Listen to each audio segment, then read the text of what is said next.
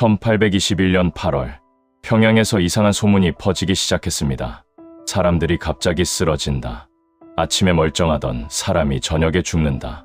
구토와 설사를 하다가 하루 만에 숨을 거둔다. 처음에는 아무도 믿지 않았습니다. 그런 병이 어디 있느냐고 했습니다. 하지만 소문은 사실이었습니다. 열흘 만에 1000명이 죽었습니다. 하루 평균 100명. 평양성 안팎이 시체로 가득 찼습니다. 장례를 치를 시간도 없었습니다. 관을 짤 나무도 부족했습니다. 시신을 거두는 사람도 모자랐습니다. 이 병의 이름은 아무도 몰랐습니다. 의원도 몰랐습니다. 관리도 몰랐습니다. 백성들은 그저 괴질이라 불렀습니다. 원인을 알 수 없는 병, 치료법도 없는 병, 걸리면 죽는 병. 이것이 조선 역사상 가장 무서웠던 전염병, 콜레라의 시작이었습니다. 1821년 8월 13일, 평안감사 김희교가 급히 장계를 올렸습니다. 평양부 성 안팎에 지난달 금음 사이 갑자기 괴질이 유행하여 토사와 관격 증상으로 열흘 동안 사망한 자가 1000명이 됩니다. 토사, 구토와 설사를 뜻합니다. 관격, 급체로 가슴이 막히고 숨이 차는 증상입니다. 이 병에 걸리면 갑자기 배가 아프기 시작합니다. 처음에는 그냥 배탈인가 싶습니다. 하지만 곧 설사가 쏟아집니다. 쌀뜨물 같은 하얀 설사가 멈추지 않습니다. 구토도 함께 시작됩니다. 위에서 아래로, 아래에서 위로, 몸 안의 모든 것이 빠져나갑니다. 몸에서 수분이 빠져나가면서 피부가 쪼그라듭니다. 얼굴이 해골처럼 변합니다. 눈이 움푹 들어가고 광대뼈가 튀어나옵니다. 손발이 차가워지고 입술이 파랗게 변합니다. 몇 시간 만에 사람이 죽었습니다. 아침에 걸리면 저녁에 죽었습니다. 어떤 사람은 반나절도 버티지 못했습니다. 점심을 먹다가 쓰러져서 해가 지기 전에 숨을 거두기도 했습니다. 사람들은 이 병을 호역이라고도 불렀습니다. 한자로 호랑이 호, 전염병 역. 호랑이가 살을 찢는 것 같은 고통이라는 뜻입니다. 왜 호랑이였을까요? 실제로 콜레라에 걸리면 극심한 근육 경련이 일어납니다. 팔다리가 뒤틀리고 온몸에 쥐가 납니다. 마치 호랑이가 몸을 물어뜯는 것 같은 고통입니다. 환자들은 고통에 몸부림치다가 죽어갔습니다. 문제는 이 병이 조선에 처음 나타난 병이라는 것이었습니다. 의원들은 어떤 약을 써야 할지 몰랐습니다. 동의보감을 뒤져봐도 이런 병은 없었습니다. 실록에 기록된 어떤 병과도 달랐습니다. 전혀 본 적 없는 증상이었습니다. 그래서 괴질이라 불렀던 것입니다. 괴이한 병, 이상한 병, 정체를 알 수 없는 병. 괴질은 빠르게 남쪽으로 내려왔습니다. 8월 15일, 평양에서 보고가 올라온 지 이틀 후 한양에서도 환자가 발생했습니다. 당시에는 기차도 없었습니다. 버스도 없었습니다. 자동차도 없었습니다. 사람들은 걸어서 이동했습니다. 말을 타도 하루에 100일을 가기 어려웠습니다. 그런데 이틀 만에 평양에서 한양까지 병이 퍼졌습니다. 250km 거리입니다. 이 병은 사람보다 빠르게 움직였습니다. 어떻게 이렇게 빨리 퍼질 수 있었을까요? 콜레라는 물을 통해 전염됩니다. 오염된 강물이 하류로 흘러가면서 병을 퍼뜨렸습니다. 상인들이 이동하면서 병을 옮겼습니다. 피난민들이 도망치면서 병을 퍼뜨렸습니다. 오주엽 문장전 상고의 기록입니다. 도와 각 도의 집집에 전염하는 것이 불이 번지는 것과 같고 치료의 방법이 없다. 불이 번지듯이 퍼졌습니다. 막을 수 없었습니다. 치료할 수도 없었습니다. 손을 쓸 수가 없었습니다. 재상 이상 사망이 10여 명, 일반 관리와 백성의 사망은 부지기수, 대략 10만 명 이상이 죽었다. 고관대작도 죽었습니다. 양반도 죽었습니다. 부자도 죽었습니다. 신분의 높고 낮음이 의미가 없었습니다. 돈이 많아도 살 수 없었습니다. 서울에서만 13만 명이 죽었습니다. 당시 한양 인구가 약 20만 명이었습니다. 인구의 절반 이상이 죽은 것입니다. 1821년 괴질은 7월 말에서 9월 말까지 2달 동안 제주도를 제외한 조선 전역을 휩쓸었습니다. 평안도에서 시작해 황해도, 경기도, 충청도, 전라도, 경상도, 강원도, 함경도까지 조선 8도 중 7개 도가 감염됐습니다. 그리고 이듬해 1822년 괴질이 다시 돌아왔습니다. 사람들은 공포에 떨었습니다. 작년의 악몽이 다시 시작된 것입니다. 이번에는 4월부터 시작됐습니다. 더 일찍 시작해서 더 오래 이어졌습니다. 9월까지 5달 동안 계속됐습니다.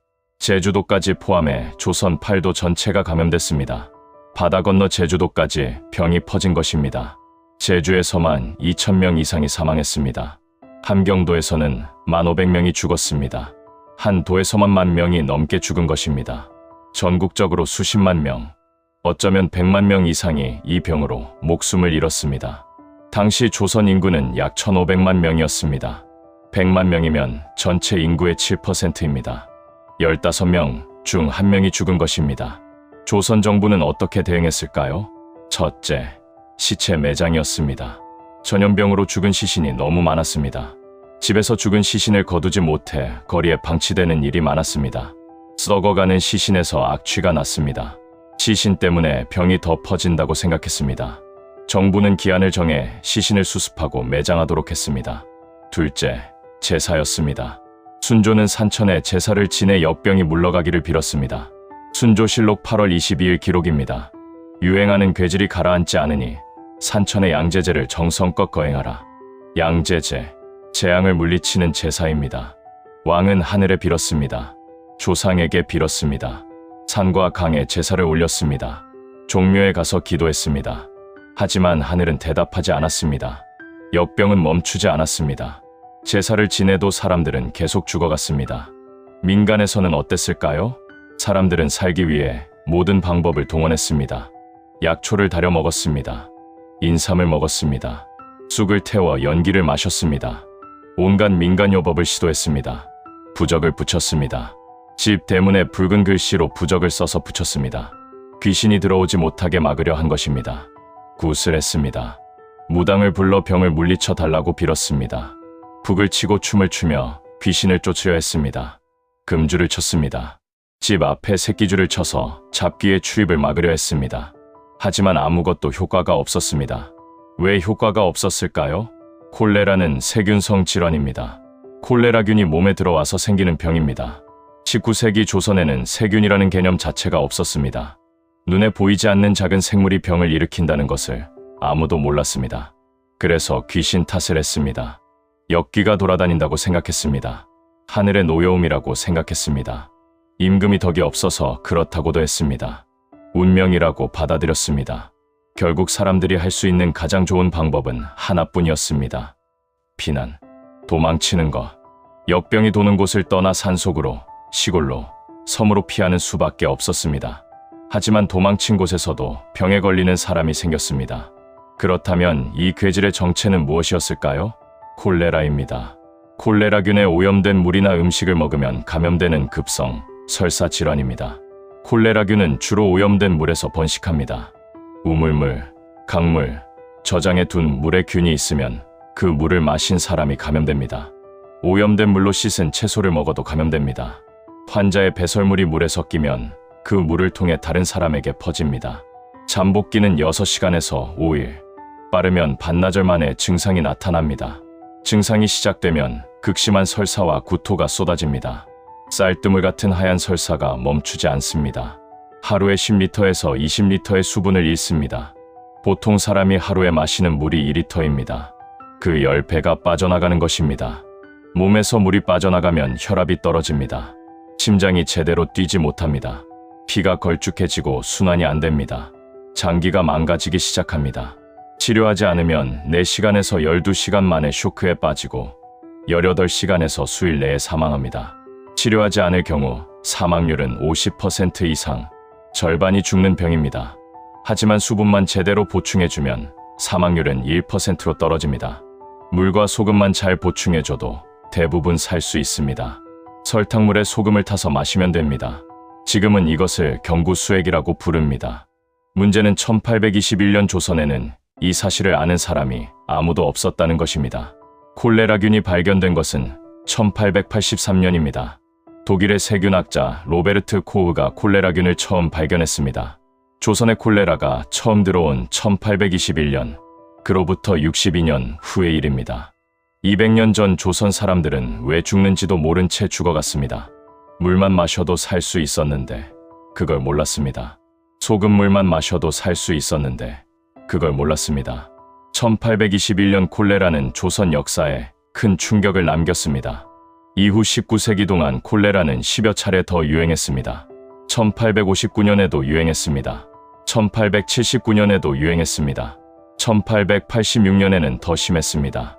황현의 기록에 따르면 한도의 인구가 텅 빌 정도로 사망자가 발생했습니다. 그때마다 조선은 속수무책이었습니다. 같은 방법으로 대응했고 같은 결과를 맞았습니다. 제사를 지내고 부적을 붙이고 도망쳤습니다.